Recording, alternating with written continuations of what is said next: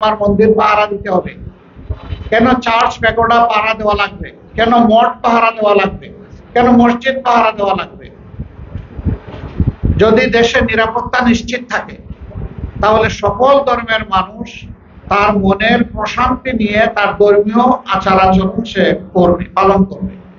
এটা তার অধিকার, এখানে কারো দয়ার কোনো ব্যাপার নেই। আমরা চাই সেটাই হোক।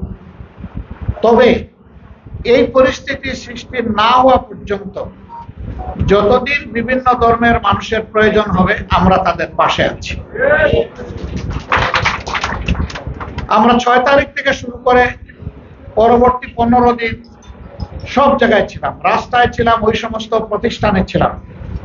কেউ কেউ আশঙ্কা করেছেন তার ব্যবসা প্রতিষ্ঠানে হামলা হবে, সেখানেও আমরা পাহারা বসিয়েছি। কেউ বলেছেন আমি বাড়ি ঘরেও আশঙ্কা করছি, আমরা তাদের সাথে তাদের বাড়ি ঘরে বসবাস করেছি। আমরা বলেছি যেদিন তারা বলবে যে আর প্রয়োজন নেই সেদিন তোমরা চলে আসবে। 15 দিনের দিন আমরা সকল ধর্মের শীর্ষস্থানীয় নেতৃবৃন্দকে নিয়ে একসাথে বসেছি, বসে বলেছি যে এটা আমাদের নৈতিক নাগরিক দায়িত্বের জায়গা থেকে করেছি, কিন্তু এটা আমাদের রাষ্ট্রীয় দায়িত্ব না। আমরা চাই রাষ্ট্র রাষ্ট্রের কাজ করুক।